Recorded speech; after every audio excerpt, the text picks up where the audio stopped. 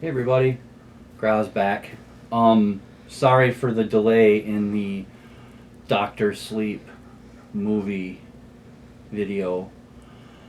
We've been a little under the weather here over the weekend, and what with the holiday and all, we're gonna try and finish it tomorrow afternoon, and then maybe try and do the video either tomorrow night or Wednesday. We're still kind of working up a cosplay idea and a intro to make it interesting. Got to do everything that we can for that albatross. So, oh, spoiler alert on the fact that I don't like it. Um, so I thought that I would do a book acquisition because our local bookstore had a 10 for 10 sale. So had to go and, I'm here to rain fire, pages of fire over all of you read what you own challengers. Don't worry, I got your back. I'll buy all the books while you're all reading from your bookshelves. But anyway, I got a book acquisition here, and then hopefully what you think is as interesting as I do, an announcement, which will be one of my own personal reading events for starting in December. So there's that. So I'll just get into it. These weren't all 10 for 10s at the same store, but who can stop at one store and who can stop at $10? I mean, I can't. A lot of these my fabulous wife AJ found for me. So and that counts the first two things here, which might not be all that valuable, but they're awesome to me. We have Marvel Comics Presents Wolverine number 116, Typhoid's Kiss, which is pretty darn cool. Excuse me. And what's neat about this is it is a flipper, which shows Ghost Rider and Iron Fist number 116. And both of these covers are really, really cool.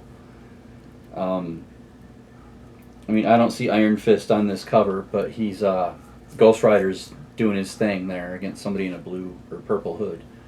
And then Wolverine's getting ready to take it down on someone, so that's pretty sweet.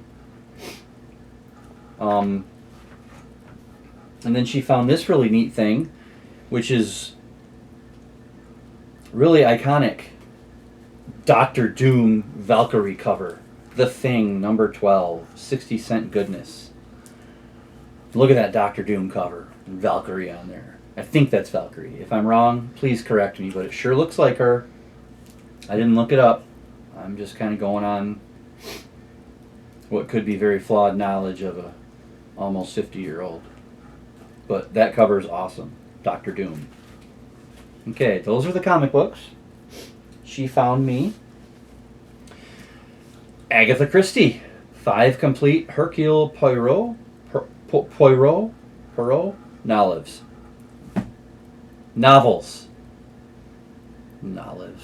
What is that? Like the anti-olive? That's what people who hate olives eat to, get the experience of having an olive.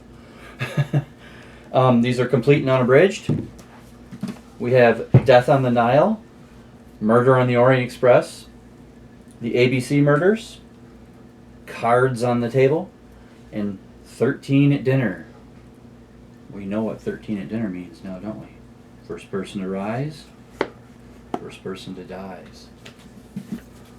Agatha Christie. Then we've got some, I think I'll just show you, because this cover is pretty darn cool. Joe Hill, Horns. When it comes to Joe Hill, I've only read 2 of his books so far, the 2 popular ones.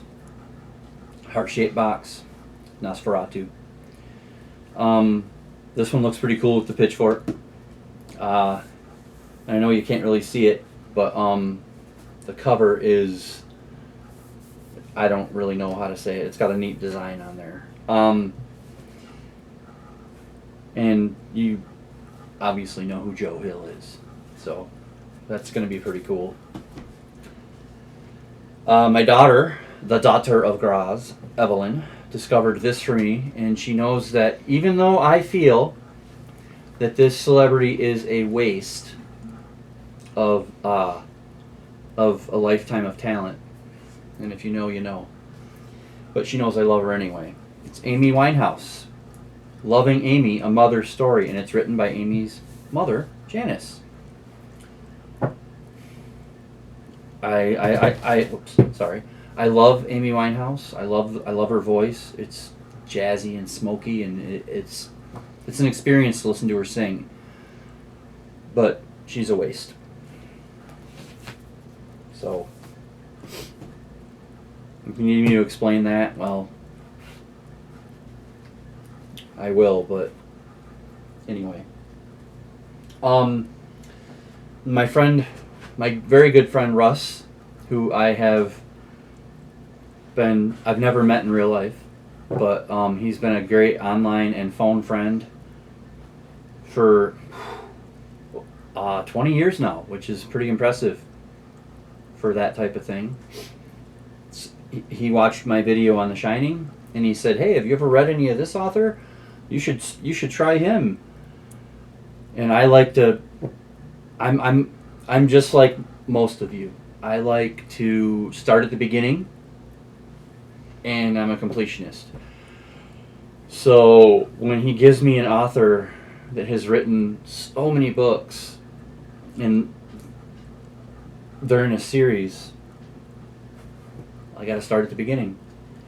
So, Tom Clancy and Patriot Games. And awesomely enough, this is a 3-in-1. It has Clear and Present Danger and The Sum of All Fears as well. Also says Complete and Unabridged. So it's a 3-in-1. And this was one of our 10 for 10 books. So this thing cost us $1. Plus, I mean, come on. The dude just looks fancy schmancy on the back. I mean, you know, who doesn't want that as their author picture, right? I do. But yeah, Patriot Games.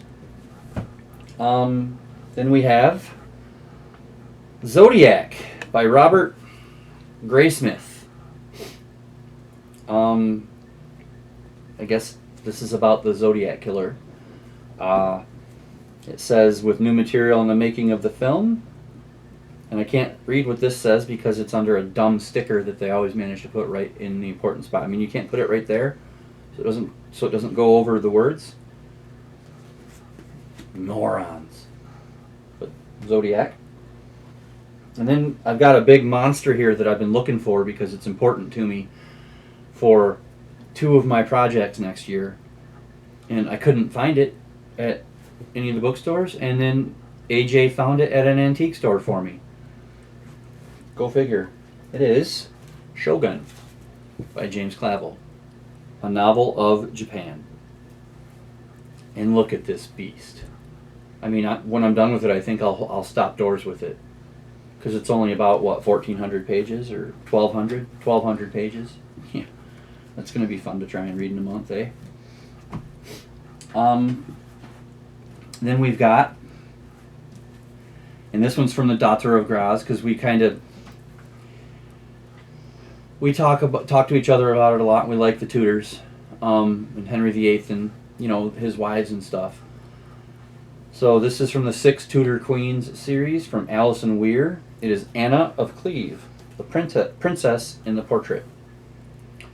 And if I like this, then I'll probably try and get the other 3 that have been published, and hopefully she'll do all 6. So that would be nice. And then this was from a previous book shopping tour, but I haven't shown it. Who cares?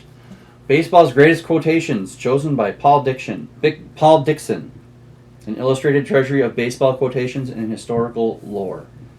This is going to be in my rotation of end of video fun. baseball quotation, dad joke, unpopular opinion, trivia question. So that'll be fun. So obviously today we're going to kind of dig into this as our end of video last minute crew goodness.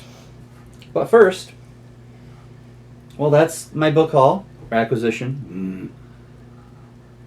I like the word acquisition better than haul. That's why I always growl at myself. It's nothing against those of you that say book haul. It's a personal preference. Anyway, the announcement. Excuse me. I've got two big projects that are going to encompass 2023, and one of them is actually going to take over 2024 as well, and half of 2025. And I'm only going to tell you about one of them today, because the other one is still going to be a surprise later, before the start of the new year. I'm 47 right now, and I will turn 50 in 2025. And I thought that it would be neat to try and read the books, not the books that were published in 1975, from now until my birthday, where I turned 50. And I figure so, but there's a couple of rules I'm going to give myself. They can only be English language or translated into English, because aside from sarcasm and Michigan slang and asshole, I don't really know any foreign languages or any languages other than English. So, they need to be either translated into English or published in English. I don't have a full number yet. I'm still kind of working on that. I'm only going to do fiction and maybe some children's books, because I saw Ramona in there and I really liked the Ramona books when I was growing up. I'm going to try I'm not going to do nonfiction. Maybe I'll read some of them, but it would just be too big of an undertaking. I mean, that would be all that I did for the next 2.5 years, and I kind of want to do other stuff too. I've got a really neat other idea for next year, so. But that's going to be fun. I figure if I read about 6 to 8 books from 1975 a month, I should finish right around the time I turn 50, which will be pretty cool. And this was actually from 1975, this monster. But it's also on next year's list, so double dip, kinda. I'm only gonna read it once. But that's gonna be what I do. One of my projects. Just seems interesting to me. Thought it would be neat. I got a good amount of time to get it set up and start reading on it. Anyway, not much of a video today. I just wanted to put something out while all you people are waiting on tenterhooks with bated breath for what I think of the Dr. Sleep movie in depth. Because if you're astute, you already know what I think of it. Or don't. So, if any of the books that I showed today interest you, let me know. If you've read any, if you want to hear about any of them, if you've got something good to say about the Jack Ryan series. I'm probably not going to watch the movies or the TV show or whatever they have on that. The books will be enough. But yeah, let me know, and we appreciate all of you. Tad, you're the man. I really appreciate what you said on your video. I'm really happy that you and I are friends. I'll link, and that's Tad Reads Books and Stuff, and I'll link his channel again down below. Bart from Book Rising with Bart J. Gilbertson. I'm really sorry you had to take your video down. Kind of stinks that you had those technical issues, but and you honored me. You honored all of us by adding us into your booktube channels that you were recommending and whatnot, and I'm really grateful for that. And I'll link his channel down below as well.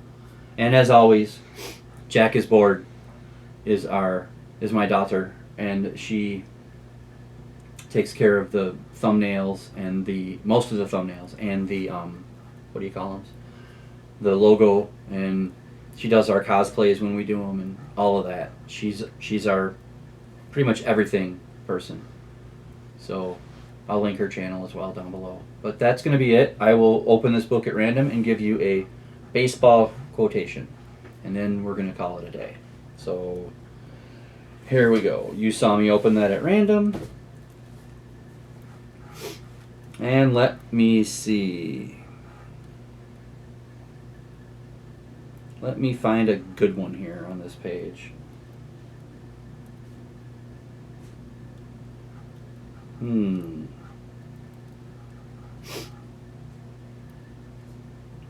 right, this will be fun. Should offend quite a lot of people.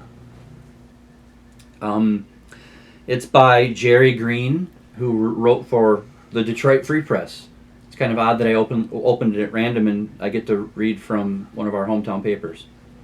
This is quoted in the August 7th, 1988 Boston Globe under the title, "What They're Saying About Your Red Sox." Historically, the Red Sox choke at the most critical of times. It has been the trademark of the franchise. Through the eras of Williams, Yastrzemski, and Boggs, no manager has been immune from this dreadful habit of late-season collapse. I guess they've changed that lately, haven't they? This book was published, or at least it came out. This version of it came out in, I guess, 2018. So, but they've really fixed that lately, haven't they? A couple of World Series titles since then. But anyway, that's the video. Again, let me know if you like any of these books. Want to hear about them? What do you think about my 1975 project? And are you interested at all in the hints I keep dropping about my 2023 project? I hope so. It's going to be a year's worth of content. So I will see all of you soon with Dr. Sleep thoughts, and read more.